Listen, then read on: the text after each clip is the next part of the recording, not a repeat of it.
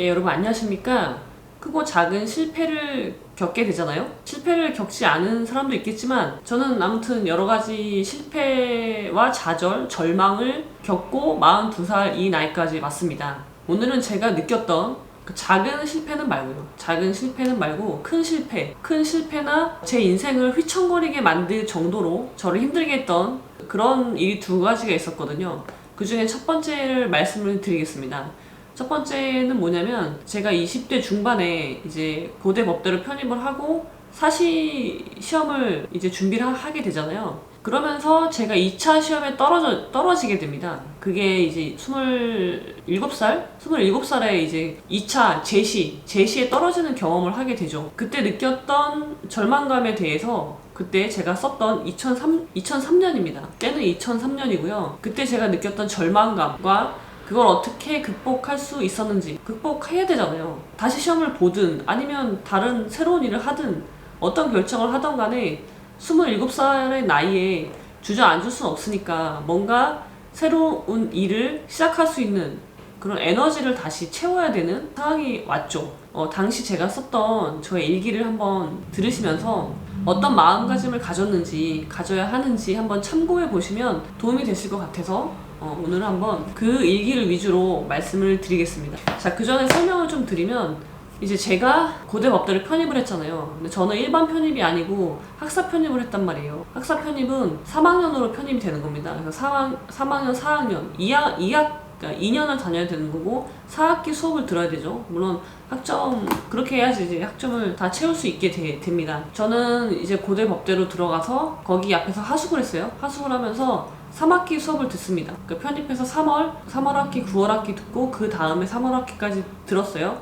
그리고 이제 신림동으로 갑니다. 여름방학 때 신림동에 가서 이제 사시 공부를 본격적으로 준비를 합니다. 그때 제가 여름에 들어가서 그 다음에 1차 시험에 붙었으니까 저는 비교적 1차는요, 객관식 시험은 제 나름대로 노하우를 빨리 찾았죠. 저만의 공부법을 찾았고, 그리고서 이제 2차가 돌아갑니다. 2차 이제 후사법이 들어와서 순환이 돌기 시작을 하는데 그때부터 이제 멘붕에 빠지기 시작을 하죠. 그리고 초시는 아주 그냥 어떻게 봤는지도 모를 정도로 그렇게 좌충우돌하면서 시험을 봤고, 그리고 이제 제시를 보는데 제시부터는 이제 제대로 해야 되잖아요. 기회가 한 번밖에 안 남았으니까. 그래서 제시를 보는데 그래도 묵묵히 정말 힘들었는데요. 나중에 제가 또 영상으로 올리겠지만 무지막지하게 힘들었습니다.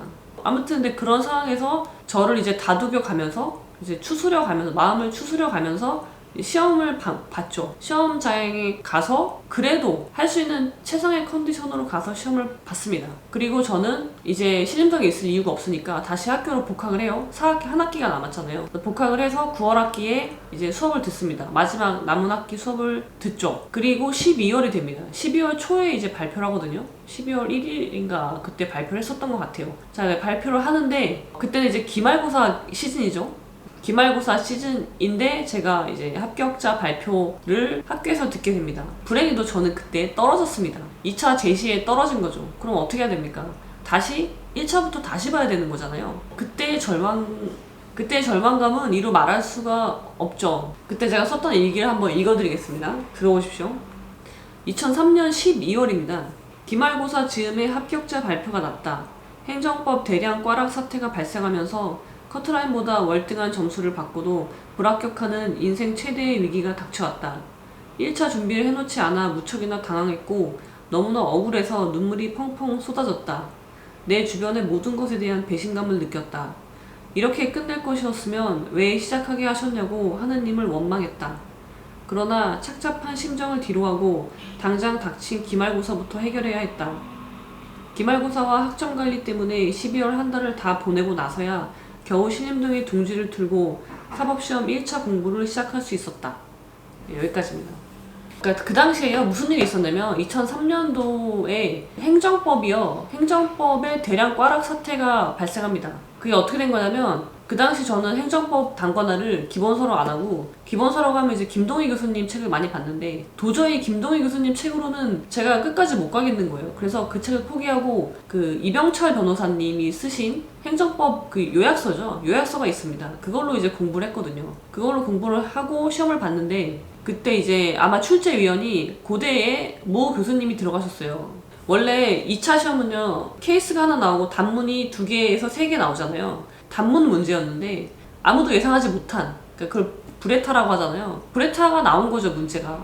여러분, 단권화를 기본서로 하면 좋은 게요, 일단 기본서는 목차가 안 빠지잖아요. 그리고 내가 어느 부분을 공부하는지를 알 수 있고, 이 부분이, 그러니까 단문에 만약에 어떤 파트가 나왔다고 하잖아요. 근데 그 단문에서 점수를 잘 받으려면 그것만 써서는 안 되고, 그게 왜 나왔는지 앞뒤를 알아야지 좀 더 풍부한 답을 쓸 수가 있단 말이에요. 그래서 단권화를 기본서로 하는 거를 제가 추천을 드리는 거고, 저도 그렇게 했었고요.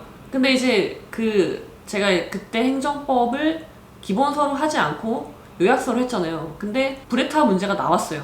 다행히도 요약서에 그 문제가 그걸 다루는 부분이 있긴 있었는데 한 페이지 반 그 정도가 있었단 말이에요. 그러니까 생각나는 것만 해도 다행인 거예요. 그래서 그걸 썼죠. 근데 이거는 여러분 비하인드 스토리입니다. 아무도 정설은 알지 못해요. 아무도 진실은 모릅니다. 그냥 저는 그 당시 신림동의 한 수험생으로서 제가 들을 수 있는 채널을 통해서 들은 바에 의하면, 그때 그 고대의 행정법 교수님께서 모 변호사가 쓰신 행정법 책을 굉장히 싫어하신 거죠. 그러니까 교수님 입장에서 보면, 그러니까 학자의 입장에서 보면, 변호사가 쓴 책이 좀 되게 수준에 안 맞는다고 생각하시겠죠. 그러니까 시험용 책인 거예요. 시험용 책. 시험만을 위한 책인 거죠.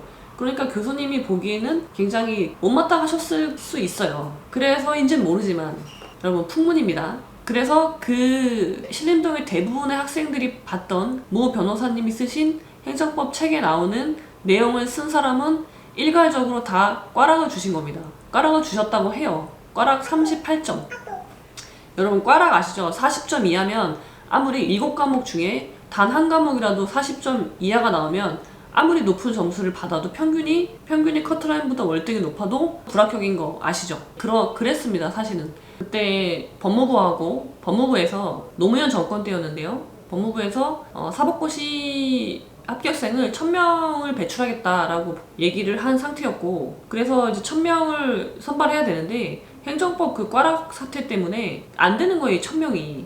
그러니까 다른 거 아무리 잘해도 행정법 때문에 다 꽈락이라니까요. 그래서 이제 제가 듣기로는 법무부하고 모 교수님하고, 법무부가 이제 모 교수님을 설득시켜서 그 일괄적으로 꽈락을 준 부분에 대해서 점수를 좀 조정을 해줄 수 있겠냐라고 얘기를 했다고, 그런 내용으로 의견 조율을 하려고 했다고 해요. 근데 뭐 그 교수님께서 그걸 받아들이시지 않았다는 그런 뒷 얘기가 있습니다. 사실은 알 수 없어요. 아무튼 그 정도로 좀 파장이 컸던 사건이었는데, 저는 개인적으로 굉장히 운이 없던 거죠. 재수가 없던 거죠.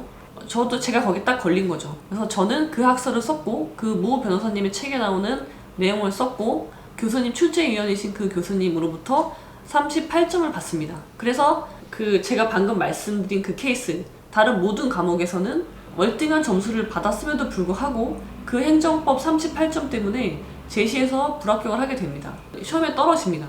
여러분, 제가 그때 느낀 심정을 이해 못하실 겁니다, 아마. 그거는요, 당해보지 않고는요, 그 절망감과 그 분노 있죠. 허탈함으로 표현하기엔 너무 약해요. 그거를 하늘이 무너지는 느낌? 당해보지 않는 사람은 모르고요. 나와 피를 나눈 형제 자매, 부모님조차도 그 고통을 이해할 수 없어요. 그냥 옆에서 묵묵히 지켜볼 뿐이지 그 고통을 감히 이해할 수 없습니다. 느낄 수 없습니다. 근데 아이러니하게도 저는 고대에서 행정법 수업을 다 그 교수님 수업을 들었거든요.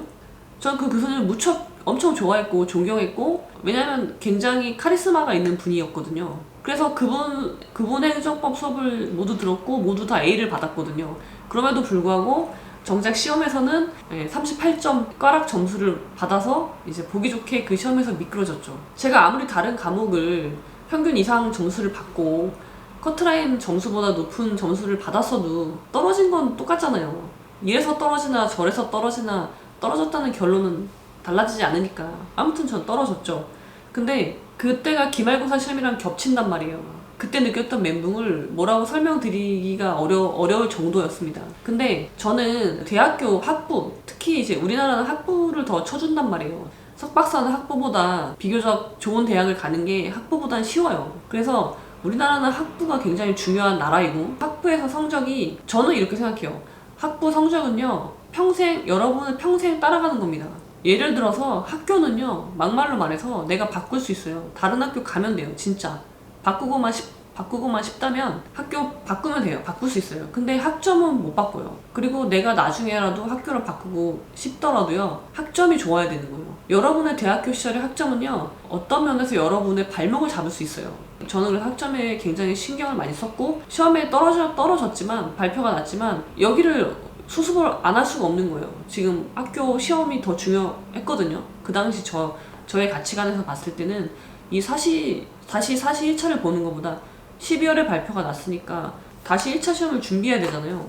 근데 시간이 없죠. 근데 이제 그때는 일단 사시는 제껴두고 머릿속에서 지우고 기말고사 시험을 열심히 준비했고 기말고사를 봤습니다. 무사히 잘 치르고 그리고서 신림동에 간 게 12월 말쯤이었어요. 그러니까 한 달을 다 보내고 간 거죠.